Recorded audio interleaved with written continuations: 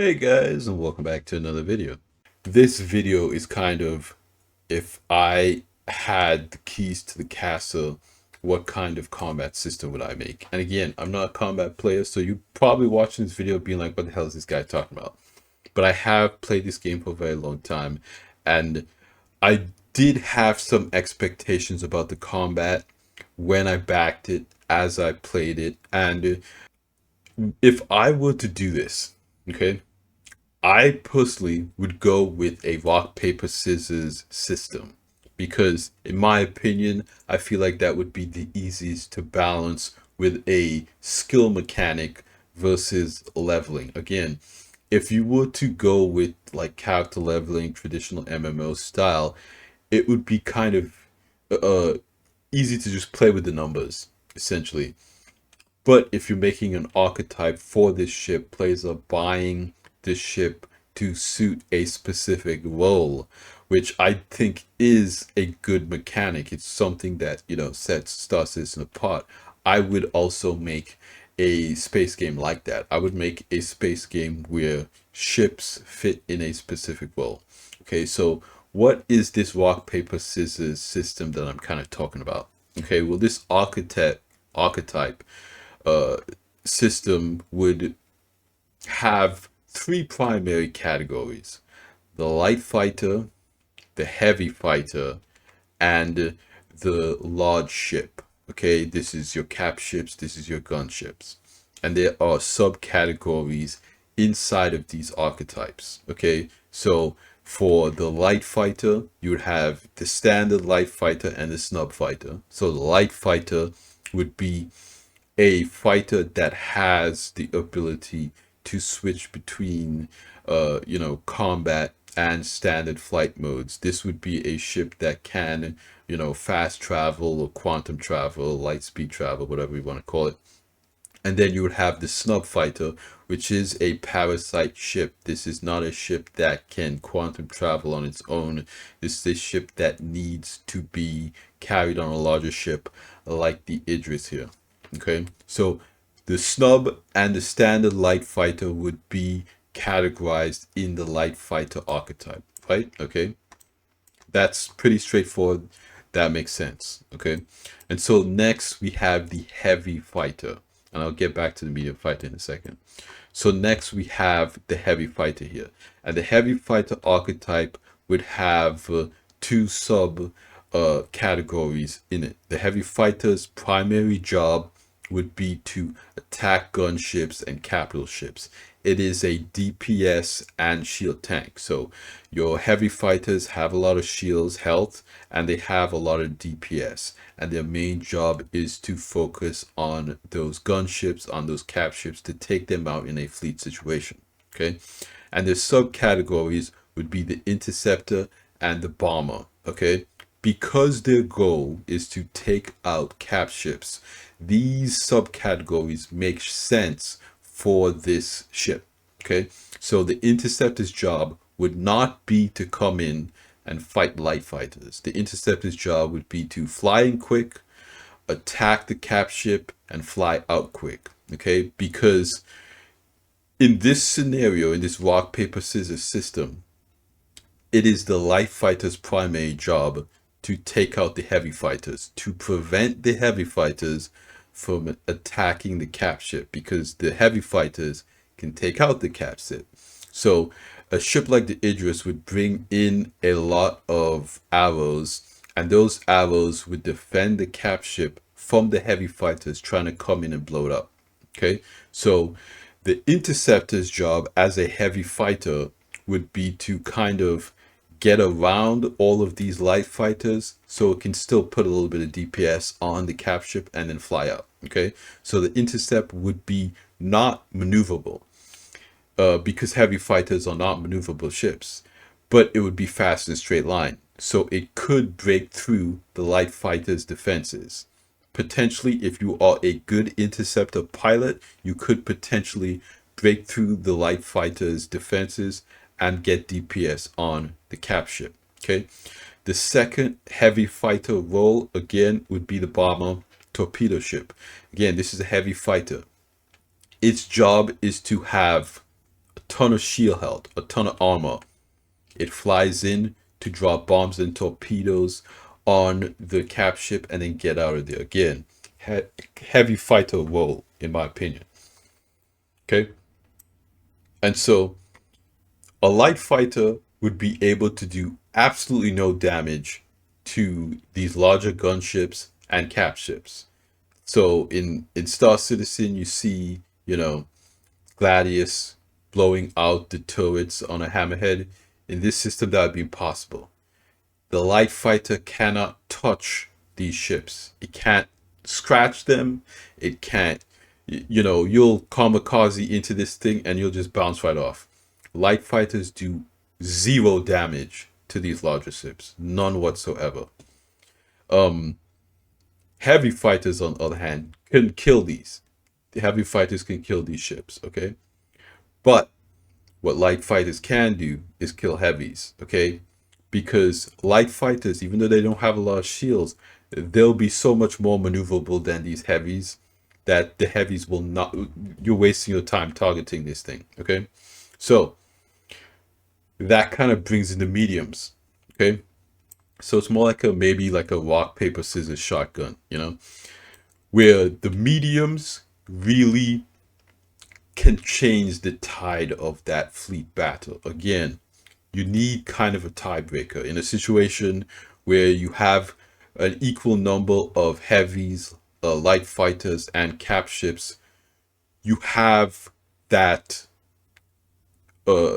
essentially that unlimited skill ceiling where you can outfit a medium fighter to be in a heavy role, or it has a flight performance envelope that is similar to a light, to where that medium can, combat the lights a little bit easier, giving the heavies an opening to get to the cap ship. So again, the point of the design of this system is to keep the strategy of the fleet combat in mind, okay? So a subcategory of the medium would be the stealth fighter, okay? So the stealth fighter category is only applicable to the medium fighter. And the reason why is so that a fleet of medium ships can slip in and not be that detectable to the lights or the heavies and turn the tide of the battle, okay? So you have the mediums with the ability to outfit a lot of DPS if they need to swap roles, okay? If, let's say, your heavies are all down, the light fighters took out all your heavies, you need to upfit some ships to turn the tide of the battle. You throw a couple of your mediums out there because they have a little bit of DPS to deal with the caps and the larger gunships. And it would take them longer to kill the cap ship and the gunship. It would take a medium ship longer, but they could still do it. Whereas the lights will not be able to do it at all. So the lights will not be able to touch a larger ship or a cap ship. The mediums will take longer. The mediums would take twice as long. It would take a medium twice as long to kill a gunship or cap ship than a heavy. So if you really wanted to kill the enemy cap ship, you absolutely need to bring heavies to a match. Now, of course, cap ships will be able to kill cap ships. So for instance, if an Idris shot this hammerhead, it would obviously destroy it.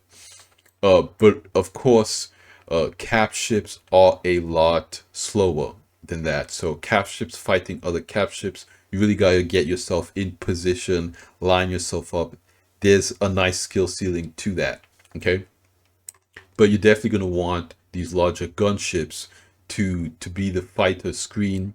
If you really want to, you either want to bring a gunship or a medium fighter, or your own light fighters to deal with these light fighters, so you can give your heavy fighters a chance to kill the cap ship. So again, with the rock paper scissors method here, what you're really doing is you want to focus these archetypes in on what players are doing in the fleet combat scenario, okay? So that would be my goal with the system, with a rock, paper, scissors type system.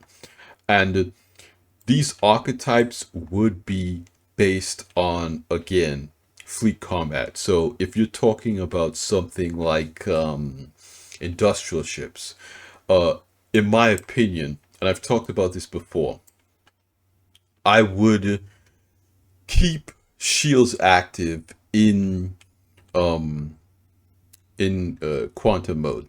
Okay, and I want to explain that a little bit more because uh, I think CAG is very against this idea, and the reason why I say that, and when I did bring that up, I got a little bit of pushback because some people said that, okay, ship armor is not in the game yet. Okay, so when ship armor gets added to the game, then you know shields will CIG will bounce it. Okay, but the problem I have with that is that if you do it based on shields, you have that skill potential there. If you do it based on armor, um, there's kind of no that that baseline's already set. There's no variation in experiences that you can have, and I'll give you an example. Let's say, and to preface everything I'm about to say, most industrial ships are not heavily armored, so I want to agree with those people, but on the second hand, if you were just going off of the specifications that CIG has for a lot of these industrial ships, they're usually not mentioned as being heavily armored. Okay, they're they're just regular ships, uh, and a lot of this stuff is based on their shields. And a good example of that is the Zeus Mod 2 CL, which I don't really know the specifications for the hull armor or how much hull health CAG is going to give that, but it has a ton of shields. Sim or arcade, they always say, make it realistic and then bring it back to fun. And I think you have to make a decision. If you are making something realistic, you should make it realistic. If Because things will be fun for different reasons. Okay, so if you're making it realistic, it will be fun to people because it's realistic. Okay, you can't make it realistic and then bring it to a point of arbitrary fun. Like, you can't make something realistic and then make something arcade fun. You have to make it realism fun because there are different kinds of fun. Essentially, fun is kind of like a blanket term. There's fun because it's realistic and fun because it's arcadey. Okay, so you don't want to make it realistic and then bring it to the point of arcade fun because that just doesn't make any sense. If you're gonna make it realistic, you should make it fun in a realistic way. Essentially, if you're gonna make it arcadey, you should make it fun in an arcadey way. In my opinion, that makes a little bit more sense. So whatever CIG decides to do, I feel like they should lean on the side of more simulation and less arcade. Again, it's just a personal opinion. I want to put that out there. Again, disclaimer, you know, this discussion is hotly debated in the community right now because so much stuff is changing. CIG is talking about their vision for 1.0, and ultimately that's huge. That is going to, you know, it's gonna Star Citizen has a lot of potential. Okay.